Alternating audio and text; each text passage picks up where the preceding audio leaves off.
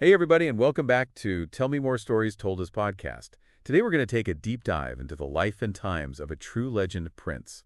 We're going to uncover some things that you might not know, like did you know that he directed films and that his relationship with faith was something that really kind of evolved throughout his life? And get this, his music actually landed right in the middle of a political firestorm. Now, to help us navigate this incredible life, we have our expert here with us. Yeah, thanks for having me. It's going to be really interesting to unpack his journey. He wasn't just a musical genius, his impact goes way beyond the stage. Okay, so let's rewind all the way back to the beginning. I think we all know that Prince was born and raised in Minneapolis. But what was it about that city in particular that shaped his musical DNA? Well, Minneapolis in the 70s was this amazing melting pot of musical styles. You had funk rock soul, and Prince just absorbed it all. You can really hear it in his early work. And even as a teenager, he was collaborating with other local musicians, harnessing his skills, experimenting with different sounds. Now get this. You won't believe how young he was when he signed his first record deal. 19, yeah, 19 years old. Signed, sealed, delivered to Warner Brothers Records. But here's the thing, Prince was already a multi-instrumentalist by then. In fact, he played 27 different instruments on his very first album, For You. It wasn't just talent, though. It was this intense drive to control his music right from the very beginning. Wow. Talk about a power move. I mean, no wonder record companies were practically throwing themselves at him, a bidding war for a teenager. That's unheard of. It really speaks volumes about the raw talent that they saw in him. He had this undeniable charisma and a vision that extended way beyond just making music. But his insistence on creative control, that was a constant theme throughout his entire career. And it definitely ruffled some feathers along the way. Yeah, and that independent streak really comes through in his early albums. Albums like Dirty Mind and Controversy. I mean, those albums weren't just musically adventurous. They tackled some pretty bold themes. Oh, absolutely. Prince pushed boundaries, not just with the sounds he created, but with the topics he addressed as well. He explored sexuality, gender identity, he even challenged racial norms, all while creating some of the catchiest music you've ever heard. It was a potent mix that really captivated audiences. And then 1984 came along, and everything changed with Purple Rain. That album, the film, the whole experience, it was just a cultural phenomenon. Yeah, it was a total game changer. He had the #1 album, the #1 single, and the #1 film in the US, all at the same time. Nobody had ever achieved that level of dominance before. And it wasn't just about the music. It was about the visuals, the story, the whole package. I mean, come on. When Doves Cry with no bass line, pure genius. That song broke all the rules. Purple Rain definitely cemented his superstar status. But it also sparked some controversy, too, particularly with the song Darling Nikki. That song actually had real-world consequences, didn't it? It did. That song, with its suggestive lyrics, actually played a key role in the creation of parental advisory labels on music. You can imagine the uproar it caused back then. It became this flashpoint in the debate about censorship and artistic freedom, a debate that I think still resonates today. Yeah, it's really amazing how one song can have such a lasting impact. And speaking of impact, let's talk about Prince's music videos for a second. I mean, he was one of the first artists to really embrace the potential of MTV, wasn't he? Totally. He was a true visionary in that regard. Prince understood that music videos weren't just promotional tools. They were an art form in and of themselves. His videos like Little Red Corvette were so stylish and provocative, and they actually helped to break down racial barriers on MTV. He didn't just want to be heard, he wanted to be seen. And it worked brilliantly. You know what always blows me away about Prince is his constant evolution. He never settled for just repeating himself. He kept experimenting, pushing boundaries, even when it meant challenging the very industry that made him a star. Exactly. He was never afraid to take risks, and that's what kept him relevant for decades, from incorporating elements of funk rock, even jazz, into his music, to embracing new technologies like the internet. Prince was always one step ahead.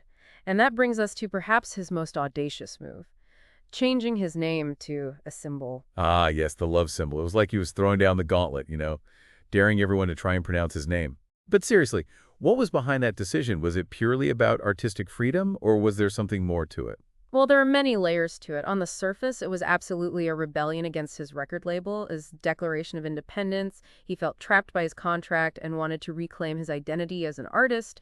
But, it was also a brilliant marketing move. It kept people talking, wondering what Prince would be next. It certainly kept him in the spotlight. And speaking of keeping up with Prince, make sure you hit that subscribe button so you don't miss any more of our deep dive into his life and legacy. We'll be right back with more on Tell Me More. Welcome back to Tell Me More. We're deep into the world of Prince, and things are about to get even more interesting. You can say that again. Remember, we left off with Prince battling his record label, even changing his name to a symbol. It was a period of real tension. But it also led to some incredible creativity. So walk us through this. He's frustrated with the music industry, but instead of fading away, he actually goes even further. How did he navigate that? Well, Prince always had this entrepreneurial spirit. So while he's fighting Warner Brothers, he embraces the internet in a way that most artists just weren't doing at the time. He launched his own online subscription service, npgmusicclub.com, releasing albums online, connecting directly with his fans. Wait, hold on a sec. This was the late 90s, right? We're talking dial-up internet way before iTunes or Spotify. That's pretty radical for back then. It was, but he saw the potential of the internet to give artists more control over their work and over their relationship with their fans. He was a pioneer in online music distribution. But while he's battling these industry giants, he's out there building his own platform. Classic Prince always one step ahead. But did he ever return to the major labels? He did, but on his own terms. In 1999, after fulfilling his Warner Brothers contract, he signed with Arista Records, and true to form, he made a grand entrance with the album Rave Unto the Joy Fantastic, featuring collaborations with artists like Gwen Stefani and Sheryl Crow. He even went all out with a pay-per-view concert, Rave Unto the year 2000, to celebrate the new millennium. Classic Prince always pushing boundaries. But even with this return to a major label, he never compromised his artistic vision, did he? Never. The albums he released in the 2000s, like Musicology and 3121, they were just this amazing mix of his signature funk and soulful ballads. And he was also scoring films. He even won a Golden Globe for Best Original Song for The Song of the Heart from the animated movie Happy Feet. Wow, talk about versatility. And let's not forget his legendary 21-night concert residency at London's O2 Arena. Oh man, that was epic. 21 sold-out shows with a band that included the iconic Maceo Parker on saxophone. It wasn't just a concert, it was a masterclass in showmanship, musicianship, pure Prince-ability. So we have this musical icon, always evolving, always pushing boundaries. But there was also this deeply personal side to Prince too, right? His spirituality and his beliefs were a huge part of who he was. Oh, absolutely. Prince was a complex individual, and his faith journey played a significant role in both his life and his music. He converted to becoming a Jehovah's Witness in the late 90s, and you can definitely see the influence of his newfound faith in his later work. So how did that spiritual shift manifest in his music? Did it change his sound at all? Well, it definitely influenced his lyrics. You see a noticeable shift towards themes of love, unity, and spirituality. He even stopped performing some of his earlier, more provocative songs. It's almost like there was this constant tension between his spiritual side and his more flamboyant artistic persona. That's a great point. Prince was full of these seeming contradictions. He could be incredibly outgoing on stage, yet fiercely private in his personal life. He was a musical innovator who also deeply valued his faith. And even with global stardom, he never forgot his roots in Minneapolis. Yeah, it makes you wonder what he would have achieved had he lived longer. The music he would have created, the impact he would have continued to make. There's no doubt his death left a huge void in the music world. But his legacy continues to inspire countless artists and fans. He showed us that you could be a musical genius, a style icon, a shrewd businessman, and a deeply spiritual person all at the same time. And speaking of inspiration, what inspires me is the sheer volume of music that Prince left behind. Which brings us to his legendary vault at Paisley Park. What exactly is in there, and how much of it have we actually heard? Well, Paisley Park wasn't just Prince's home and studio. It housed this massive vault rumored to contain thousands of unreleased tracks, demos, even entire albums. Whoa, thousands. Are we talking finished albums ready to go? Or more like rough sketches and ideas? It's a mix of everything. Some are fully realized songs, while others are just snippets, jams, experiments. But even the incomplete stuff is fascinating, because it gives you a glimpse into his creative process. So what have we heard from the vault so far? Well, since his passing in 2016, the estate has been carefully releasing select material. We've gotten albums like Piano and a Microphone 1983, which is a collection of intimate solo piano recordings.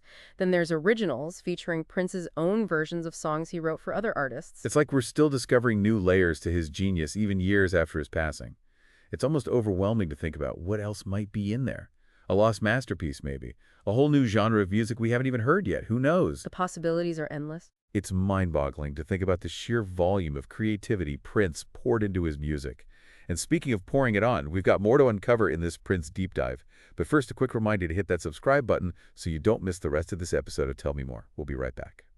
Welcome back to Tell Me More. We're wrapping up our Prince deep dive, but man, there's still so much to talk about. I know, right? It's crazy. We've covered his musical genius, his impact on MTV, his business savvy, his spiritual journey, and that insane vault at Paisley Park, but we got to talk about his legacy. You know, it's wild how Prince stayed relevant throughout his entire career, even when he seemed to be like purposely ducking out of the spotlight. He was a master of reinvention. Totally. He just never let himself get put in a box, always evolving, always experimenting with new sounds, collaborating with other artists. Just look at how many albums he released, 39 studio albums while he was alive, and that's not even counting everything in the vault. Paisley Park, it's more than just a studio, right? Oh yeah, it was his creative sanctuary, a place where he could truly be himself surrounded by music and art. He actually envisioned Paisley Park as a place for artists to come together and collaborate, to create without the restrictions of the music industry. It was his own little world built for artistic freedom. A world that was tragically cut short when he passed away in 2016. What a loss for music and for the world. It was shocking. It really was. His death sent shockwaves across the globe, and it was a huge reminder of his massive talent and how he impacted generations of musicians and fans. But even in death, Prince continues to surprise us. You mean with the releases that have come out since he passed, it's like we're getting these little gifts from beyond the grave? Exactly. These releases give us this amazing glimpse into his creative process, his evolution as an artist, and they keep his music alive for new fans. It's almost as if he planned it that way. Speaking of planning, I got to ask, with all this unreleased material, what does the future hold for Prince's legacy? It's hard to say. The estate has been super careful about what they release. They want to honor Prince's vision, but I think we can definitely expect more surprises, more hidden gems from that vault. So as we wrap up this Prince deep dive, what stands out to you as like the most impactful thing you've learned? His dedication to artistic freedom, it was unwavering. From that early bidding war with record companies, to changing his name, to creating Paisley Park, to embracing the internet, Prince always fought to control his own path, to create on his own terms. He was a rebel, an innovator, and a true original. I'm with you on that. And for me, it's the crazy depth and breadth of his talent. He wasn't just a musical genius, he was a multi-instrumentalist, a songwriter, a producer, a performer, a filmmaker, even a fashion icon. Prince was a true Renaissance man. His influence will be felt for generations to come. It's been so cool to dive into his world with you, to explore all these sides of this amazing artist. And we've only scratched the surface. If you could ask Prince one question about his life, his music, or his beliefs, what would it be? Think about that. We'd love to hear your thoughts, and be sure to follow us so you don't miss another episode of Tell Me More Stories Told as podcast. Thanks for listening.